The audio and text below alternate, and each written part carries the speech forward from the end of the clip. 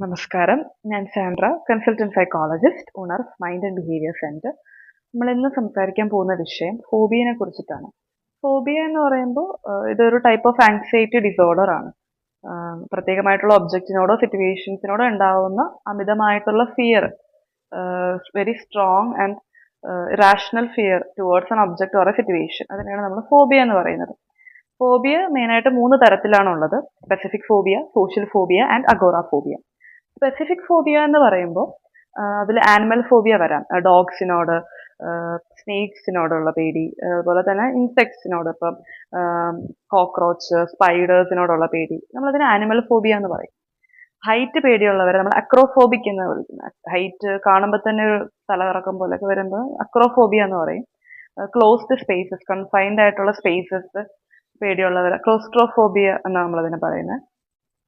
പിന്നെ വെള്ളത്തിനോട് പേടിയുള്ളവരെ ഹൈഡ്രോഫോബിയ എന്ന് വിളിക്കും. അങ്ങനെ ഒരുപാട് സബ് ടൈപ്സ് സ്പെസിഫിക് ഫോബിയയിൽ വരുന്നുണ്ട്.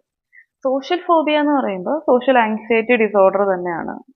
നമുക്ക് സോഷ്യൽ സിറ്റുവേഷൻസിലേക്ക് പോകാനുള്ള പേടി, ആൾക്കാരായിട്ട് കമ്മ്യൂണിക്കേറ്റ് ചെയ്യാനും ഇന്ററാക്ട് ചെയ്യാനും, അവരായിട്ട് ഒരു കോൺവെർസേഷൻ സ്റ്റാർട്ട് ചെയ്യാനും ഐ കോണ്ടാക്ട് മേക്ക് ചെയ്യാനൊക്കെ ഉള്ള ഒരു പേടി സോഷ്യൽ ഫോബിയ എന്ന് പറയും. ഇതിന്റെ റീസൺസ് എന്ന് പറയുമ്പോൾ ഒരു ഹെറിഡിറ്ററി ആകാം. ഫാമിലി മെമ്പേഴ്സിന് ആർക്കെങ്കിലും ഇത്തരം ഫോബിയ ഉണ്ടെങ്കിൽ അത് നമുക്ക് വരാൻ ഉള്ള ചാൻസ് ഉണ്ട്. പിന്നെ പിന്നെ ഇതില് മെയിനായിട്ടൊരു കാര്യം എന്ന് പറഞ്ഞാൽ നമ്മൾ പണ്ട് മുതലേ ശീലിച്ച് കണ്ടുവരുന്ന കുറച്ച് കാര്യങ്ങളുണ്ടല്ലോ. പേടി, ലേൺഡ് ബിഹേവിയർ എന്ന് പറയും. അപ്പം നമ്മുടെ ചുറ്റിനുള്ള ആൾക്കാർ അവര് ഒരു ഒബ്ജക്റ്റിനോട്, സിറ്റുവേഷൻസിനോട് അവര് പേടിയായിട്ട് റിയാക്ട് ചെയ്യുമ്പോൾ നമ്മൾ അത് കണ്ടിട്ട് നമുക്കൊരു പേടി നമ്മളിലും ഡെവലപ്പ് ചെയ്യാനായിട്ടുള്ള ഒരു ഇത്. അപ്പൊ അത് ഒരു റീസൺ ആണ്. അപ്പൊ സോഷ്യൽ ഫോബിയയിൽ മറ്റുള്ളവർ നമ്മളെ ജഡ്ജ് ചെയ്യോ അല്ലെങ്കിൽ വാച്ച് ചെയ്യും, നമ്മളൊരു സെന്റർ ഓഫ് അറ്റൻഷൻ ആകും എന്നുള്ളൊരു തോന്നൽ വരുമ്പോൾ സോഷ്യൽ ഫോബിയ വരാനുള്ള ചാൻസസ് ഉണ്ട്. അതുപോലെ തന്നെ മുൻപ് ഒരു പ്രീവിയസ് ആയിട്ട് ഒരു അബ്യൂസോ അല്ലെങ്കിൽ ബുള്ളിയിങ്ങോ ടീസിങ് ഒക്കെ ഉണ്ടെങ്കിലും ഫിയർ ഓഫ് റിജക്ഷൻ, ഇതൊക്കെ സോഷ്യൽ ഫോബിയയിൽ വരുന്ന കാര്യങ്ങളാണ്.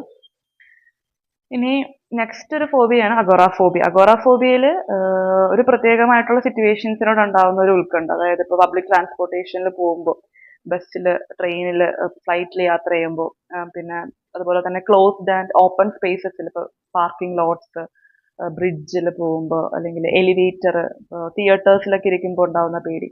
അതായത് നമുക്കൊരു പാനിക് എക്സ്പീരിയൻസ് ചെയ്ത് കഴിഞ്ഞാൽ അതിൽ നിന്നും പെട്ടെന്ന് എസ്കേപ്പ് ആവാൻ പറ്റാത്ത സാഹചര്യം, അത്തരം സ്ഥലങ്ങളിലേക്ക് നമുക്ക് പോകാനായിട്ടുള്ള പേടി. ഇപ്പം വീട്ടിന് പുറത്തിറങ്ങുമ്പോൾ തന്നെ നമുക്ക് ഒരു പേടിയായിരിക്കും. അഗോറോഫോബിയ ഉള്ളവരിൽ അതും കണ്ടുവരാം. ഇനി ഇതിന്റെ ഒരു സിംറ്റംസ് എന്ന് പറഞ്ഞാൽ ഫിസിക്കലി ആയിട്ടുള്ള സിംറ്റംസ് ആണ്. Shortness of breath, heart palpitation, chest pain ഉണ്ടാവും, ടൈറ്റ്നെസ് ഉണ്ടാവും, സ്വെറ്റിംഗ് ഉണ്ടാവും, ട്രെംബ്ലിംഗ് ഉണ്ടാകും, ഡിസിനെസ്, നോസിയ, ഹെഡ് ഏക്ക് ഒക്കെ ഇതിന്റെ സിംറ്റംസിൽ വരുന്നതാണ്. ഇത് ട്രീറ്റ് ചെയ്യേണ്ടതാണോ എന്ന് ചോദിച്ചാൽ എല്ലാ ഫോബിയാസും പരിഹരിക്കേണ്ട ആവശ്യമില്ല. നമ്മുടെ ഡെയിലി ലൈഫിനെ അത്തരം നമ്മുടെ ഫോബിയാസ് എഫക്ട് ചെയ്യുന്നുണ്ടെങ്കിൽ, ഫോർ എക്സാമ്പിൾ ക്ലോസ്ട്രോഫോബിയ ഉള്ള ഒരാൾക്ക് ലിഫ്റ്റിൽ പോകാൻ ഭയങ്കര പേടിയായിരിക്കും. അപ്പൊ അവർക്ക് ഏറ്റവും ടോപ്പ് ഫ്ലോറിൽ പോകേണ്ടതാണെങ്കിൽ അവർ സ്റ്റെപ്പിലേ പോകുള്ളൂ. ഇപ്പൊ നമ്മുടെ ഓഫീസൊക്കെ ഒരു ടോപ്പ് ഫ്ലോറിലാണെങ്കിൽ അപ്പൊ അവർ ലിഫ്റ്റിൽ കയറാണ്ട് സ്റ്റെപ്പിൽ പോകുമ്പോൾ അവരുടെ ടൈം കൺസ്യൂം ചെയ്യുന്നുണ്ട്. അപ്പോൾ അത് അവരുടെ ഡെയിലി ലൈഫിനെ എഫക്ട് ചെയ്യുന്നുണ്ട്. നമുക്ക് പേടിയുള്ള ഒരു ഒബ്ജക്റ്റോ സിറ്റുവേഷൻസോ നമ്മൾ ഡെയിലി എക്സ്പോസ്ഡ് ആവാനുള്ള സിറ്റുവേഷൻസിൽ നമ്മൾ ആണെന്നുണ്ടെങ്കിൽ നമ്മളത് തീർച്ചയായിട്ടും പരിഹരിക്കേണ്ട ഒരു വിഷയമാണ്. ട്രീറ്റ്മെന്റ് എന്ന് പറയുമ്പോൾ ഇത് ബിഹേവിയർ തെറാപ്പി, ഇപ്പൊ ബിഹേവിയറിലുള്ള ഒരു പ്രോബ്ലം ആയതുകൊണ്ടിട്ട് കോഗ്നിറ്റീവ് ബിഹേവിയർ തെറാപ്പി ഇതിന് എഫക്റ്റീവ് ആയിരിക്കും. എക്സ്പോഷർ തെറാപ്പി, ഡീസെൻസിറ്റൈസേഷൻ, ഇപ്പോൾ ഗൈഡഡ് ആയിട്ടുള്ള ഒരു പാർട്ടിസിപ്പന്റ് മോഡലിങ്ങിലൂടെ നമുക്ക് ഈ പറയുന്ന എക്സ്പോഷർ തെറാപ്പിയൊക്കെ കൊടുത്താൽ ഇതിന് നല്ല ഒരു മാറ്റം നമുക്ക് കൊണ്ടുവരാൻ പറ്റും. Thank you.